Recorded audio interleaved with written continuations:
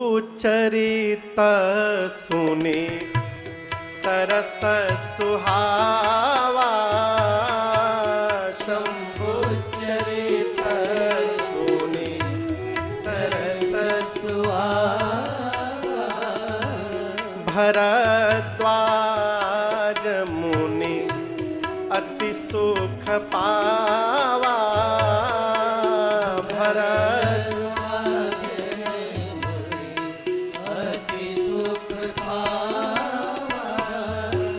बहुलालसा कथा पर बाढ़े, बहुलालसा कथा पर बाढ़े। कैसे पता चला? नयन नीरा रोमावली भाड़े, नयन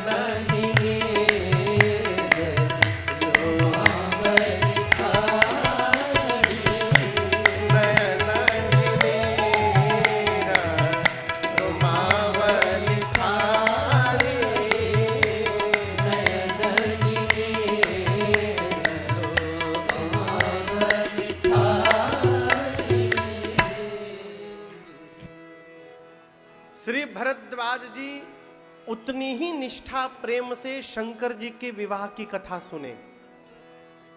और आपको बताऊं, गोस्वामी जी कहते हैं शिव कथा सुन करके राम कथा पर प्रीति और बढ़ गया। सुन का रहे हैं शिव कथा, अब प्रेम किस पर बढ़ रहा है? राम जी की कथा पर। क्यों? भरद्वाज जी सोचे शिव जी की कथा सुना रहे हैं तो इतना आनंद मिल रहा है, जब ये मेरे रघुनाथ जी की कथा सुनाएंगे तो कितना आनंद की वर्षा होगी। कल्पना करके प्रेम बढ़ गया। और उस प्रेम का देखिए, प्रेम बताया नहीं जाता है, प्रेम दिखाई पड़ता है। मुंह से तो आदमी दिन रात झूठ बोलता है। जो 4 घंटा कथा में सो के निकाल देता है, पूरी कथा सोया हुआ है। यदि कथा के बाद बाहर मिले और कोई उससे पूछे कैसी रही कथा आज की, वो भी कहता है दिव्य, अद्भुत कथा सुनाई महाराज ने, भले 4 घंटा सो के आए हो। मुख से तो मनुष्य झूठ बोलता है, लेकिन आंखें झूठ नहीं बोलती हैं। भरद्वाज जी के नयनान्हि नीरा रोमावली भाड़े। श्री भरद्वाज जी के शरीर के एक एक रोम पुलकित हो गए, नेत्र से झरझर अश्रुपात होने लगा। और दर्शन करिए, कथावाचक कथा सुना रहा है और उसी भाव से सामने बैठा श्रोता यदि सुन रहा हो तो जितना आनंद श्रोता को सुन के नहीं मिलता, उससे अधिक आनंद वक्ता को गा करके प्राप्त होता है। सरकार, श्री भरद्वाज जी की इस भाव भंगिमा को देखकर श्री याज्ञवल्क्य ऋषि आनंद में आ गए। बोल पड़े, महाराज आप धन्य हैं, मुनिवर आप धन्य हैं। एक बात मैं समझ गया, आप भगवान शंकर को अपने प्राण के समान प्रेम करते हैं। और आप भी सोच रहे होंगे भरद्वाज जी कि मैं राम कथा के बदले शिव कथा क्यों सुनाने लगा। कारण अब बता रहा हूं। मैं ये देखना चाहता था कि आप राम कथा सुनने के अधिकारी हैं कि नहीं हैं। क्यों? जो मनुष्य जीवन में भगवान शंकर का भक्त नहीं हो पाया, वो कभी राम जी का भक्त होने वाला नहीं है। ये सिद्धांत कहता है। राम जी के भक्त का यही लक्षण है कि वो सबसे पहले भगवान शंकर का भक्त बने। बिनु छल विश्वनाथ पद नेहू, राम भगत कर लक्षण एहू। यही भक्त का लक्षण है। मैं आपके मर्म को जान गया, आप राम जी के पवित्र भक्त हैं। अब मैं आपको कथा अवश्य सुनाऊंगा। कल गोस्वामी जी कथा को कहां लेके गए थे? किस घाट पर? बोलिए बोलिए। काशी से कथा को लेकर गोस्वामी जी कहां गए थे? तीर्थराज प्रयाग में। आज याज्ञवल्क्य ऋषि कथा को प्रयाग से लेकर कैलाश पहुंच रहे हैं तीसरे घाट पर। प्रारंभ में जिन चौपाइयों को हमने आपने गुनगुनाया, ये कैलाश का परिचय है। परम रम्य, रम्य नहीं परम रम्य। क्या? कैलाश का पर्वत। आप में से कोई कैलाश गया हुआ है? कोई नहीं गया है।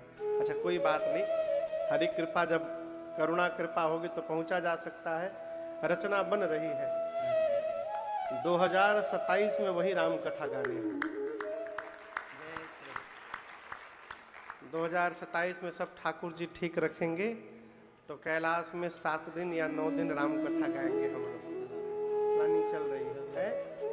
परम रम्य का कैलाश, जहां पर भगवान शिव और मां शिवा भवानी का सदैव वास है। कहते हैं उस कैलाश पर्वत पर एक विशाल बट वृक्ष है। बट यानी बट, बट जानते हैं? बट, बट मने अंग्रेजी वाला बट नहीं, हिंदी वाला बट। बट मने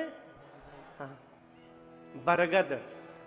विशाल बरगद का वृक्ष है कैलाश पर्वत पर। और उस वृक्ष की विशेषता क्या है? गोस्वामी जी लिखते हैं, नित नूतन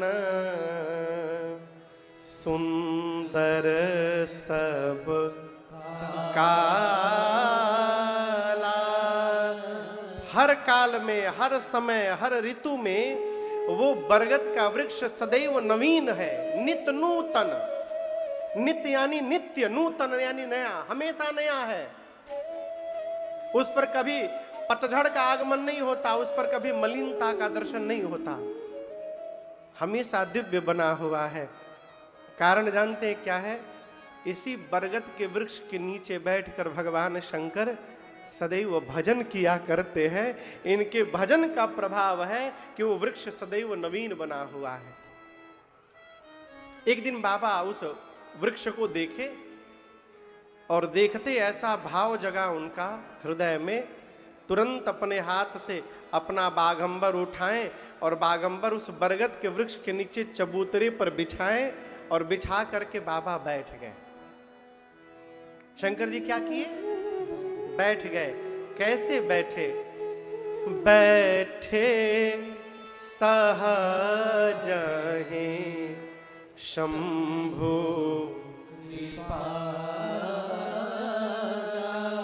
भगवान शंकर सहज होकर के बैठे। क्या होकर के बैठे? जोर से बोलिए।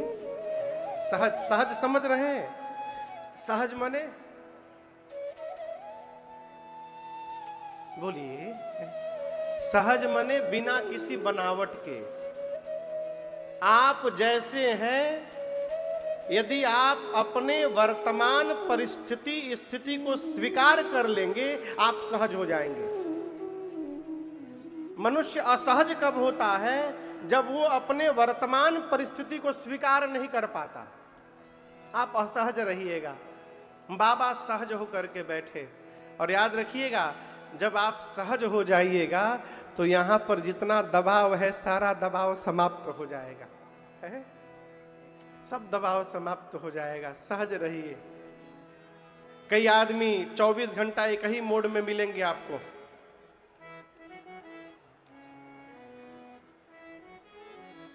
एक आदमी को मैं भी जानता हूं, मैं नाम नहीं लूंगा उनका। उनका इकलौता बेटा, उनको आज तक किसी ने मुस्कुराते हुए नहीं देखा। कलकत्ता में रहते हैं। उनका एक ही बेटा। जिस दिन बेटे की शादी थी उस दिन भी ये चढ़ी हुई थी उनकी, तीर धनुष बनाए घूम रहे थे। इसको यहां से यहां लेकर के आइएगा तो आप सहज हो जाइएगा। भगवान शंकर परम सहज होकर के बैठे उस बरगद के वृक्ष के नीचे। पार्वती मैया ने देखा। गोस्वामी जी कहते हैं, पार्वती भला अवसर जाने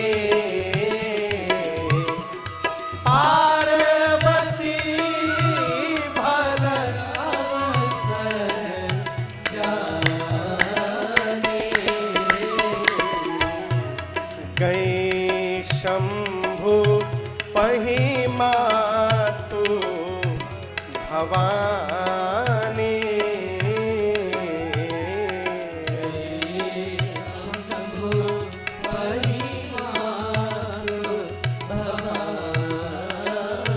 भगवान शंकर ने देखा, जाने प्रिया आदर अति दीन्हा, जाने प्रिया आदर अति दीन्हा, बाम भाग आसन हर दीन्हा, बाम भाग आसन हर दीन्हा। मैया बैठी शिवा समीप हर ताई,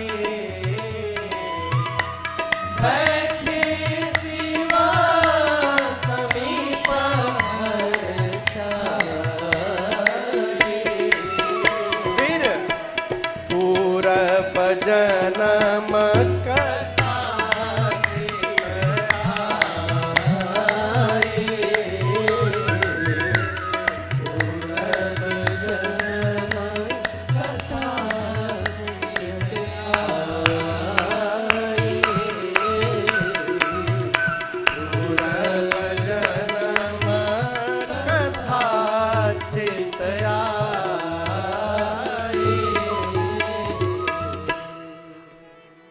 पार्वती मैया ने भल समय जाना। भल भल समझते हैं? भल मने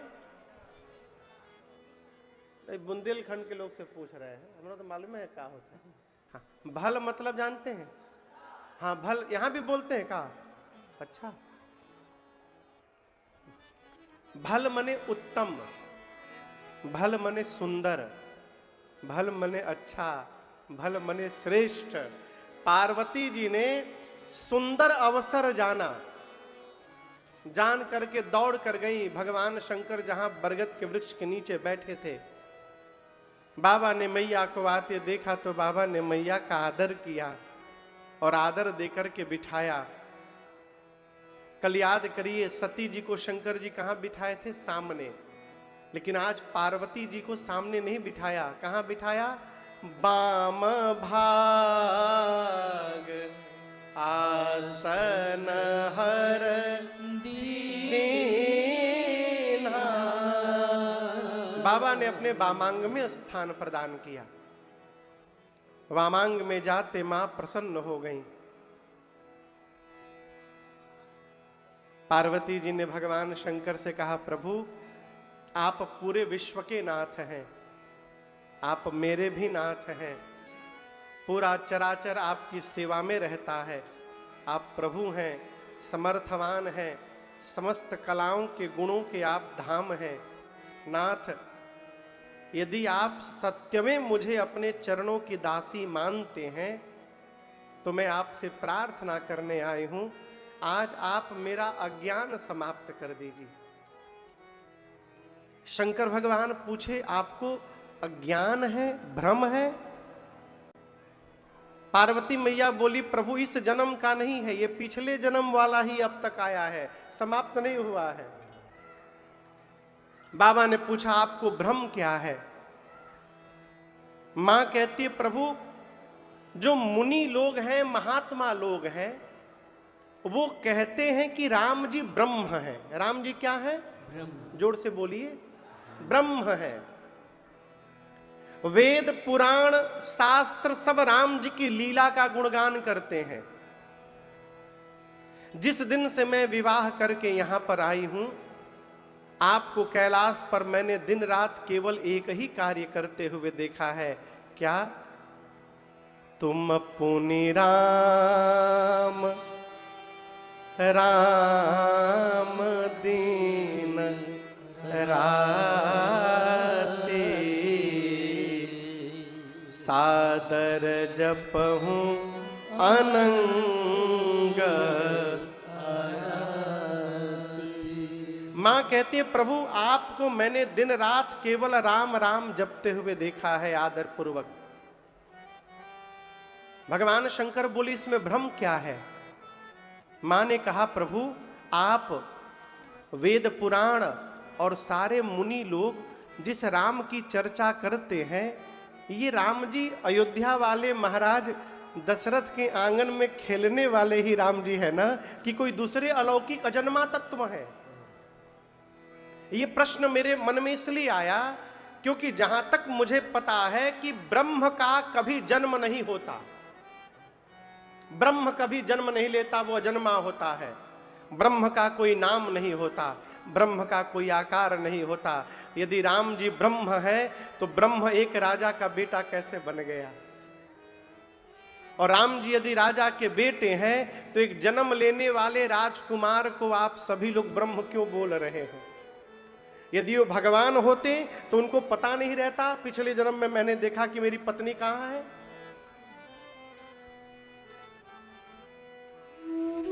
प्रभु पिछले जन्म में मैं आपसे विवाद कर रही थी, लेकिन इस जन्म में मैं आपसे संवाद करने के लिए आई हूं।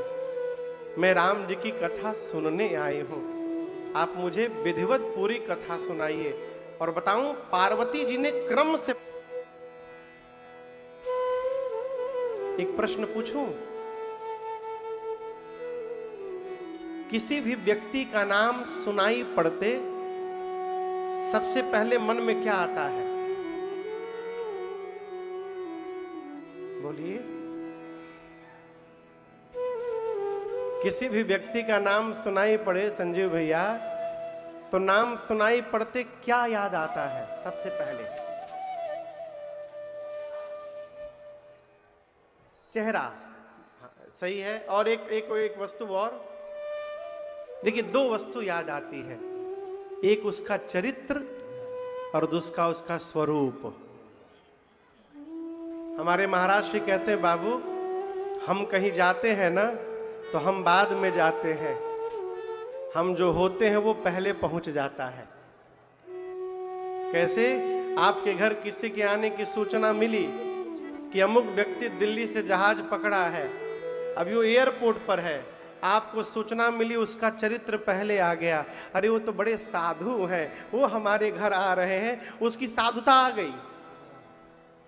उसी प्रकार दुष्ट व्यक्ति की सूचना मिल जा रही, महापापी वो कहां घरे आ रहा है हमारा। जैसे मैया ने प्रश्न पूछा, भगवान शंकर के हृदय में राम जी का चरित्र आया पहले। हर ही राम चरित सब आए। राम चरित्र हृदय में आया तो उसका प्रभाव क्या हुआ शरीर पर? प्रेम पुलक लो चन जल नेत्र से अश्रु निकल पड़े, एक एक रोम पुलकित हो गया और शंकर जी के हृदय में राम जी का दर्शन हो गया। श्री रघुनाथ रूप ऊर परमानंद अमित सुख पाए। बाबा के हृदय में राम जी का स्वरूप अवतार ले लिया। क्या अवतार ले लिया? राम जी का रूप अवतार ले लिया। अब एक महापुरुष को मैं सुन रहा था, कह रहे थे कि आप लोग भी देखते होंगे कि कहीं जगराता होता है ना तो किसी के अंदर माई आ जाती है। आप लोग देखें, अब वो कितना है सत्य नहीं है तो इस पर हम नहीं प्रवेश करना चाहते हैं। माई आ जाती है। तो अब नया ट्रेंड चला है कुछ साल से, अब पुरुषों में भैरव जी भी आने लगे। पहले तो माताओं में माई आती थी, अब पुरुषों में भैरव जी आने लगे। सब आ रहे हैं लेकिन राम जी नहीं आ रहे हैं। यदि आना चाहते हैं तो अपने भीतर राम जी को लाने का प्रयास करिए, राम जी के चरित्र को लाने का प्रयास करिए, राम जी के आदर्श को लाने का प्रयास करिए, तब जाकर ये जीवन सार्थक हो पाएगा। अयोध्या में परमात्मा अवतार साल में एक बार लेते हैं, चैत्र रामनवमी को। प्रयास करिए ये अवतार आपके हृदय में प्रतिदिन होता रहे, तब ये जाकर जीवन का सौभाग्य बनेगा। है शंकर जी के हृदय में रघुनाथ जी अवतरित हो गए। श्री रघुनाथ रूप उर आवा, बाबा गदगद हो गए। परमानंद अमित सुख पावा। जैसे स्वरूप का दर्शन हुआ हृदय में, बाबा ध्यान में चले गए। कहां चले गए? ध्यान में। कितनी देर? 48 मिनट। आजकल कई लोग घड़ी देख के ध्यान लगाते हैं। महाराज 10 मिनट ध्यान का टाइम है हमारा, ध्यान लगाते हैं, बीच में घड़ी देखते हैं, 5 मिनट और, 1 मिनट और। ये ध्यान है? ध्यान लगने के बाद जीव अपने से समाप्त हो जाता है। और आपको बताऊं, शंकर जी 48 मिनट में ही बाहर आ गए।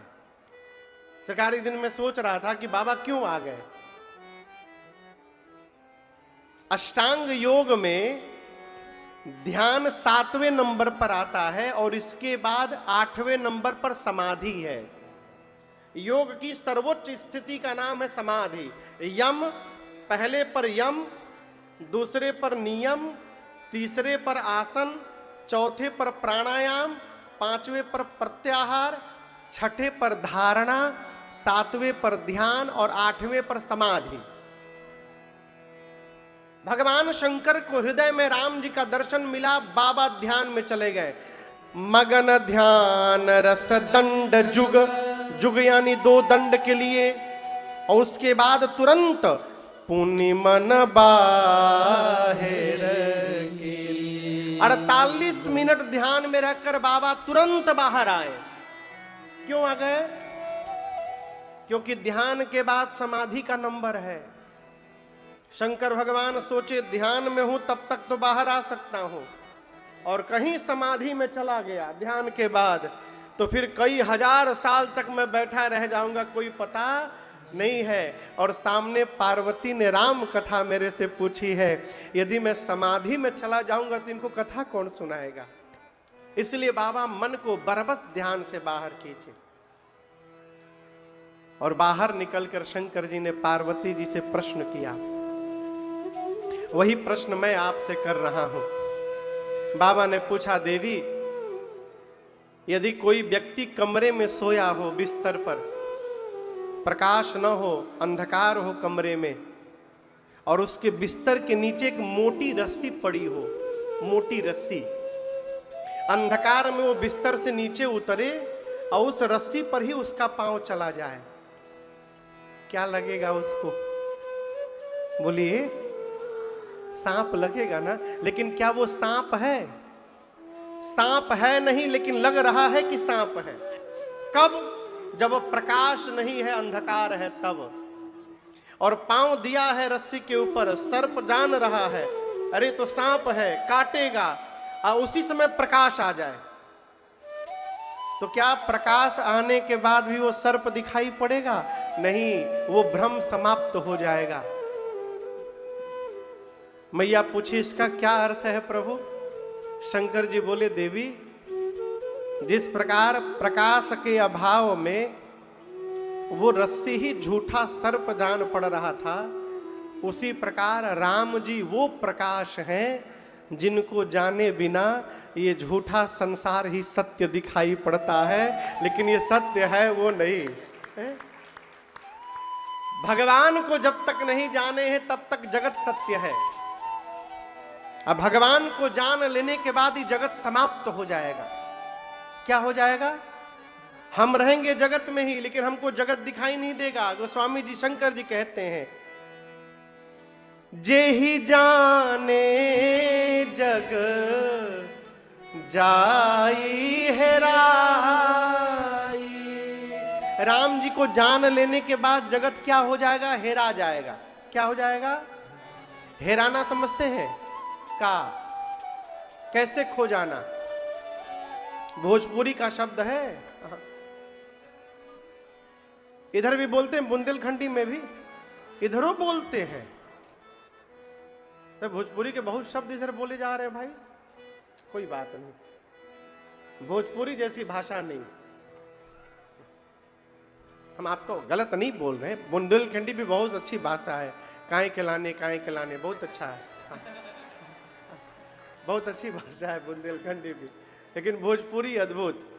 हर छोटे छोटे व्यवहार के लिए शब्द है भोजपुरी में। अब जैसे यहां खाने को क्या बोलते हैं बुंदेलखंड में? हाँ,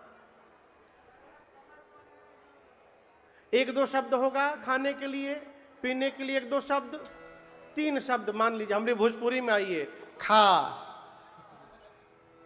घोट, चूस, सुरुक, लील, भकोस, हूर, ठूस।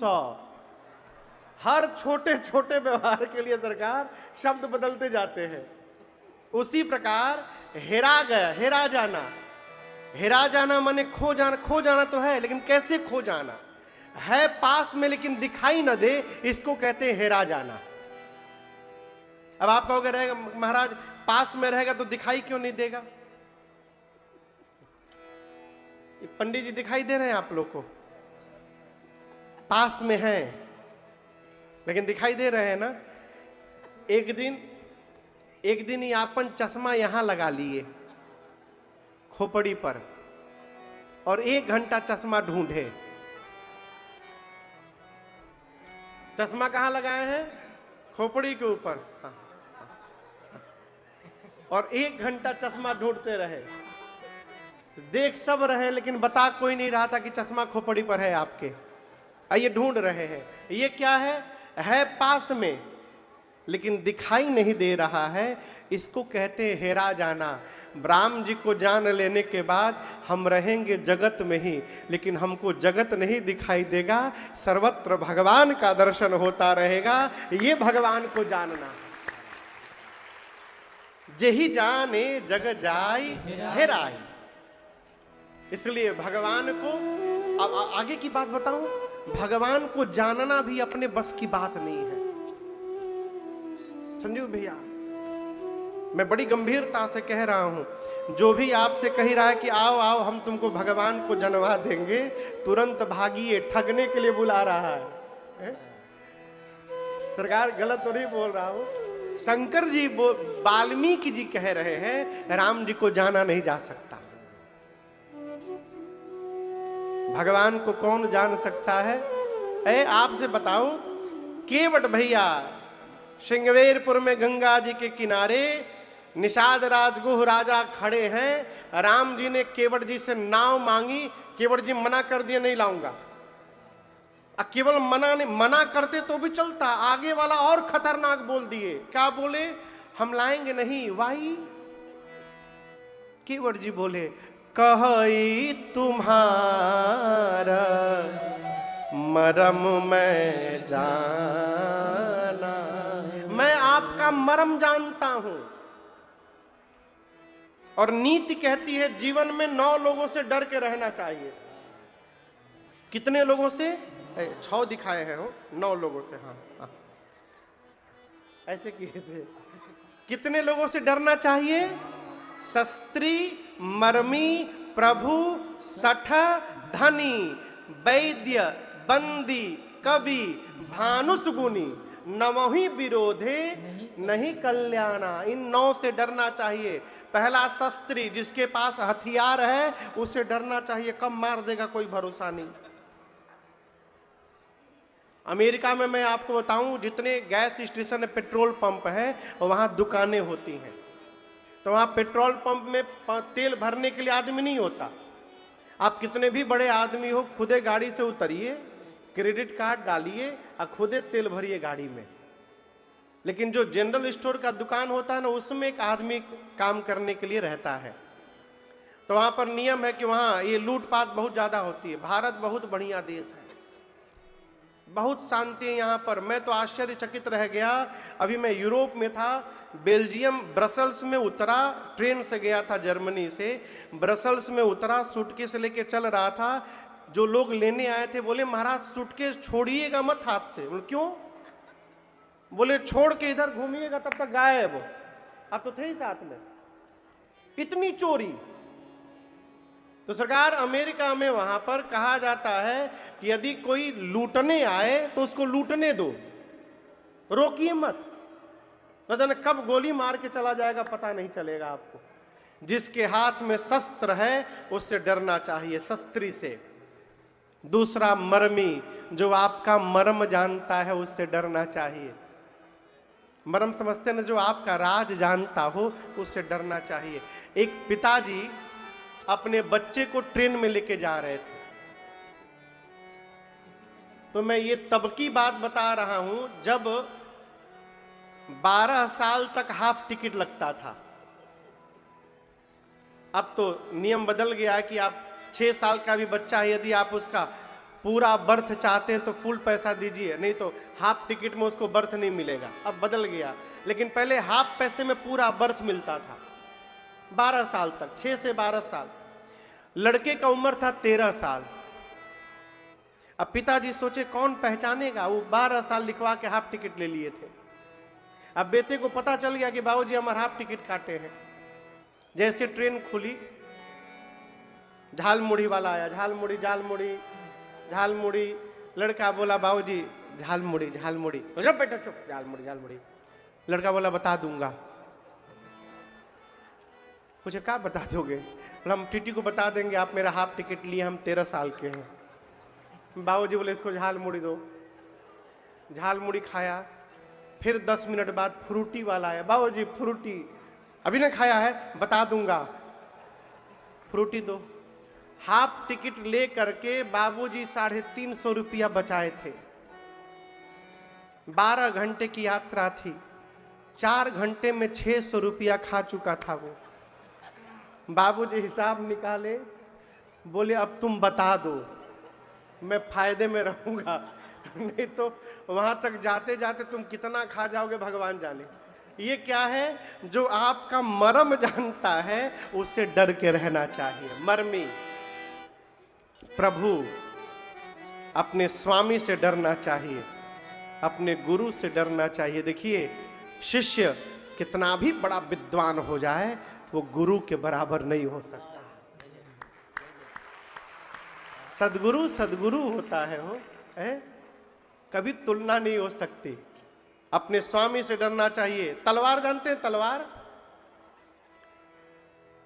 एक तलवार के बड़े श्रेष्ठ धुरंधर गुरु थे सरकार, और उनका एक बड़ा प्रिय शिष्य था।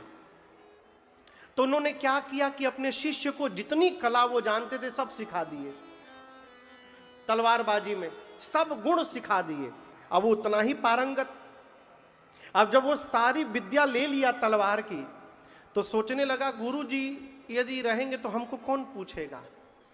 एक काम करो, गुरुवे जी को हरा दो तो हम विश्व विजेता बन जाएंगे। पूरी शिक्षा लेकर वो गुरुजी को ही ललकार दिया युद्ध के लिए। अब गुरुजी बोले तो हमसे ज्यादा तेज निकल गया ये चेला। बोले अच्छा ठीक है। जगह निर्धारित हुआ, स्थान समय निर्धारित हुआ, गुरु शिष्य में भिड़ंत होगी तलवार को लेकर। गुरुजी ने क्या किया, 20 फुट लंबे म्यान का ऑर्डर दिया। म्यान समझते हैं? म्यान जिसमें तलवार रखी जाती है। कितना लंबा? 20 फुट लंबा तलवार का म्यान। चेले को पता चल गया गुरुजी 20 फुट लंबा म्यान बनवा रहे। अरे बाप, इतना लंबा तलवार, तब तो मैं दूर ही रहूंगा, दूर से ही गुरुजी मार देंगे। अच्छा ये रणनीति है। चेले ने 25 फुट लंबी तलवार की ऑर्डर दी। लेकिन हम आपको बताएं, गुरुजी खाली म्यान का ऑर्डर दिए थे 20 फुट, उसमें तलवार छुटके रखे थे गुरुजी। ये तलवार म्यान